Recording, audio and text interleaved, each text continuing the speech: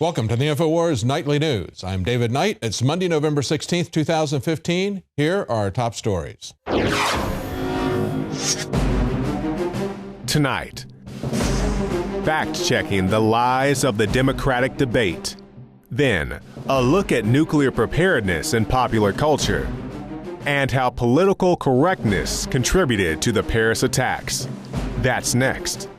And the system knows that the public is so politically ignorant and so politically dumbed down that when the very groups our governments have been funding attack us, the response won't be, hey, we should prosecute the politicians like Hillary Clinton that were neck deep in all this. Hey, we should have congressional hearings. Hey, we shouldn't have been doing this all along.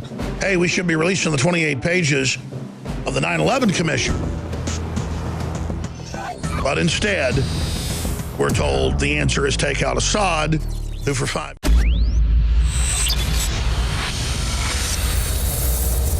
Clean, pure drinking water. You can't survive without it. But where do you get it? Alexa Pure Pro is a brand new, groundbreaking, gravity-fed water filtration system that is like no other. The Alexa Pure Pro transforms water from virtually any fresh source into clean, healthy drinking water, pairing the unprecedented superfiltration power of an all-new gravity block core with a hybrid chromatic shell. It removes up to 99.999% of impurities, including bacteria, viruses, fluoride, disinfectants, volatile organic contaminants, and hormones.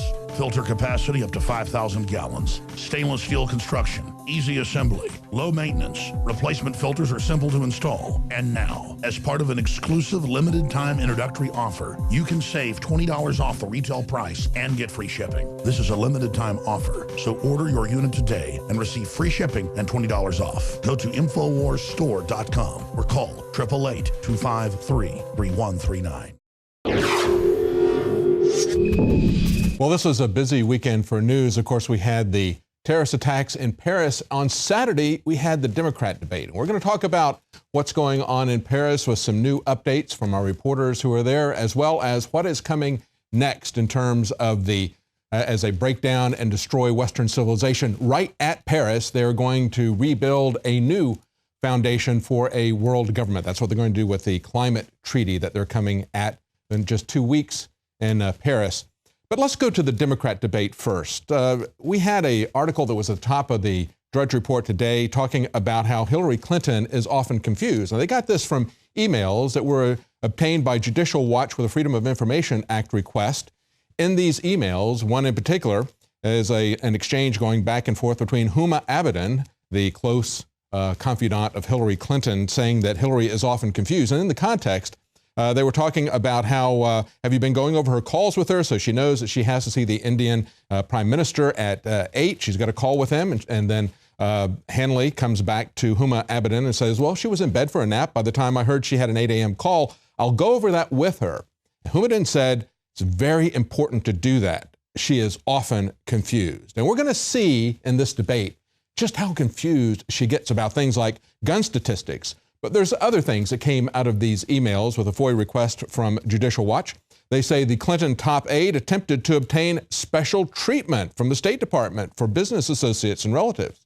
Huma, how could you?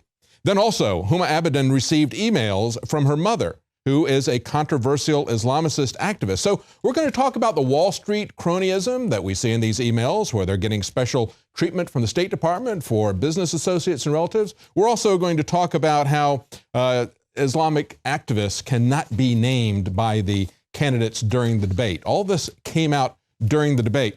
Now, the debate itself had very disappointing ratings. They had lost 7 million viewers from the last Democrat debate, which had not achieved the kind of viewership the Republican Party debates had. It's down 45% in this second debate. And they say that it was unprecedented, unilateral, and arbitrary the way the DNC chair determined this schedule. These are complaints from her opponents, from Governor O'Malley's deputy campaign manager. She said, it's clear we need to open up the process. We need to have more debates. We need to engage more voters in this process. Well, you understand that the debate schedule was set up precisely to keep any of that stuff from happening. They don't want you to vet the candidates, particularly Hillary Clinton. They want to coronate her through without any opposition from any other Democrat candidates, and they don't want the public to see her. We're going to take a look at some of the things that came up in the debate, because although the debate itself and the election itself is a very manipulated, very dishonest process, the way they count the votes as well, it's still important to see how they lie and to call them out on their lies, to see how they believe that they can get away not only with lying, but also, as we know in the case of the Clintons, with murder. Now, they point out that the next debates are going to be even less watched, because the next one that's coming up is the Saturday night before Christmas. Then they're going to have the Sunday night of the Martin Luther King Day weekend, which is going to also be during NFL playoffs. So they're not expecting to see many people tuning in to watch this. They point out the obvious again. A Democrat campaign says, look, there was a clear intent to bury these debates to the benefit of Hillary Clinton. Yeah, you can't have people seeing her lie. And of course, they even turned off the debate. It was such a snooze fest. They turned it off with 7 minutes to spare. But let's look at some of the things that came out here. Clearly, I don't think that Hillary Clinton was confused on the gun statistics that she put out. I think she was just flat out lying. And they point out in the Huffington Post, they say, apparently, if you're a Democrat presidential candidate, there's no longer such a thing as being too strict about gun safety. They were all trying to out-gun control each other. And this was the day after, remember, we had 120 plus people die, showing the futility of gun control in France. And they want to give us exactly that same type of system. Take away your right of self-defense. And of course, look at the way the tactics on how they approach this argument. That's why it's important to take a look at the debates. You see their tactics. You see how they're going to try to sell this to the public. And you have an opportunity to push back against these lies and distortions. Clinton called Bernie Sanders' vote in favor of the 2005 Protection of Lawful Commerce and Arms Act a terrible mistake. Now, what does this do? This would shield manufacturers, distributors, and sellers of guns and ammunition from civil lawsuits when others are seeking damages, injunctive, or other relief resulting from the misuse of their products by others. You understand? Listen to that phrase there. The misuse of their products by others. Now, it doesn't matter if this is guns or if it's cars or whatever it is, okay? If it's the misuse of somebody's products by other people, there is no negligence there. Clinton understands that. She's a lawyer.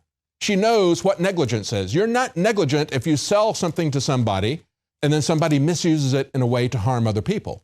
If somebody takes a car made by Chevy and drives it into a crowd of people in a terrorist attack, you shouldn't be able to sue Chevy.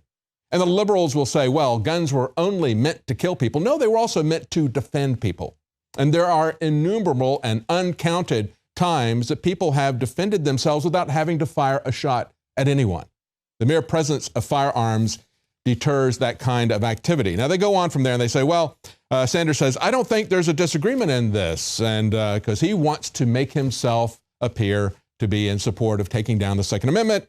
O'Malley said that as well. O'Malley said, well, Hillary, you've been on all three sides of this. You portrayed yourself as Annie Oakley in 2008. I seem to have missed that when she was portraying herself as Annie Oakley. But nevertheless, they say, when O'Malley was parading about that, Sanders came back to O'Malley and he says, I think it's fair to say Baltimore is not now one of the safest cities in America. Well, of course it isn't. Anywhere where you enact rigid gun control, you are going to have more crime. We have seen that as a pattern. It's a very obvious pattern. Now, let's take a look at what she actually said, though. Here's the amazing thing that Hillary Clinton said. She said, since we last debated in Las Vegas, nearly 3,000 people have been killed by guns. Total lie. 200 children. Total lie. 21 mass shootings. Total lie. With 3 people killed. Total lie.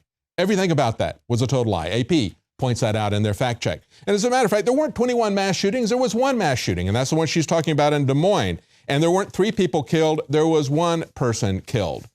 But let's take a look at the special treatment from State Department and business associates and realtors. Remember that was talked about in the email? Does that really happen? You know, Bernie Sanders was talking about how candidates are influenced when they take money. He says, yeah, everybody says they're not influenced by this when they take the money, but nevertheless, let's play this clip and see how Hillary reacts. I represented New York, and I represented New York on 9/11. When we were attacked, where were we attacked? We were attacked in downtown Manhattan, where Wall Street is. I did spend a whole lot of time and effort helping them rebuild. That was good for New York, it was good for the economy, and it was a way to rebuke the terrorists who had attacked our country. Well, he's talking about corruption. He's talking about people involved in crony capitalism, and Hillary immediately thinks he's talking about her. Why would she think that? She immediately says, essentially, I resemble that remark, and here's what she has to say. John, wait a minute. Personal Look, privilege. He has basically used his answer to impugn my integrity. Let's be frank here. Oh, wait a minute, Senator. You know, not only do I have hundreds of thousands of donors, most of them small, and I'm very proud that for the first time, a majority of my donors are women, 60%. Amazing, isn't it? She says she took the money from Wall Street so she could rebuke the terrorists of 9/11.